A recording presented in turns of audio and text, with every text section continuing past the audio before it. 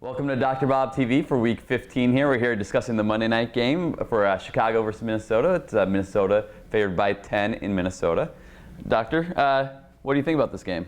A tough game for Chicago here. They basically eliminated themselves from the playoffs with a loss last week, and now things are probably going to get worse with Kyle Orton at quarterback. Orton, as most of you know, was a starter a couple years ago, and the Bears had a really great defense, and Orton managed the game, and they had a good record with Orton at quarterback. It had nothing to do with Orton, though. Orton averaged only 4.2 yards per pass play that season in 2005 as a starter, which is horrendous. It was the worst mark in the league that year. Think Alex Smith, and you get an idea of how bad Kyle Orton was in 2005. He'll probably be better since he's had a couple years now under his belt, but he's probably worse than Rex Grossman, considering that Orton wasn't at the start at the beginning of the year and Grossman was, and being worse than Rex Grossman is not good news either.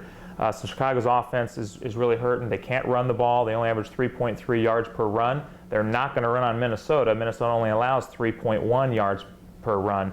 So it'll be up to Orton to move the chains, and Minnesota, although they have a reputation as not having a good pass defense, that may be the case in total yards allowed via the air, but that's just because teams don't run on them, so they have to throw it 40 times a game. Minnesota's pass defense is actually average. They give up 6.2 yards per pass play. They faced a collection of quarterbacks that averages 6.2 yards per pass play, so they're an average pass defense. Orton, a well below average throwing the ball, so I just don't see Chicago moving the ball that much.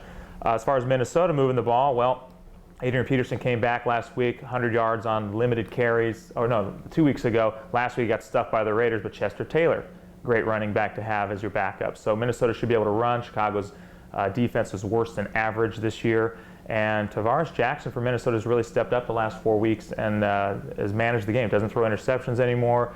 Has averaged over 7 yards of pass play in the last 4 weeks. So he's starting to play pretty well. So Minnesota is the side. My math model favors them by 13.5. I will go with the predicted score of Minnesota 28, Chicago 14. So I definitely lean with Minnesota, and a slight lean toward the under. The total right now is 43.